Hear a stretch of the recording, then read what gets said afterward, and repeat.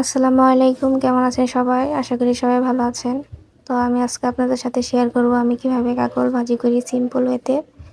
তো আমি জানি এই সবজিটা অনেকেরই পছন্দ না, আবার অনেকের পছন্দ। তো আমার তো এই সবজিটা একদম পছন্দ না। আমার এটা ভালোই লাগে না। আপনাদের ভাইয়ার ভালো লাগে। উনি সবজি খাইতে চায় তরকারির সাথে। তরকারি রান্না করে খাইতে চায়। আমি বলি যে আমার ভাল লাগে না, এইজন্য আমি ভাজি করে নিতেছি। আজকে আমি ভাজি করব। তো ভাজিটা আপনার রুটির সাথে, ভাতের সাথে ভালোই লাগে, গরম ভাতের সাথে। তো এখানে আমি কাঁকরোলটা ভালো করে ভাজি করে নিছিলাম, তারপর ধুয়ে নিব।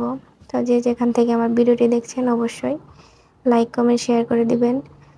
যদি বেশি ভালো লাগে তাহলে শেয়ার করে দিবেন, আর যদি না লাগে তাহলে দেওয়ার দরকার নাই। আর যদি ভুল হয় অবশ্যই কোথায় ভুল হয়েছে আমাকে জানাবেন, আমি শুধরানোর চেষ্টা করব। তো এখানে আমি অল্প অল্প সব মশলা দিয়ে নিতেছিলাম। হলুদ, শুকনো মরিচের গুঁড়া, আদা রসুনের পেস্ট, তারপর লবণ, এগুলো দিয়ে ভালো মতো নেড়ে চেড়ে নেব।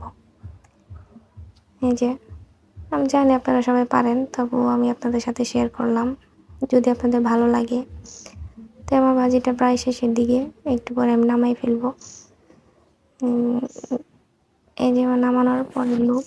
তো আল্লাহ হাফেজ, সবাই ভালো থাকবেন।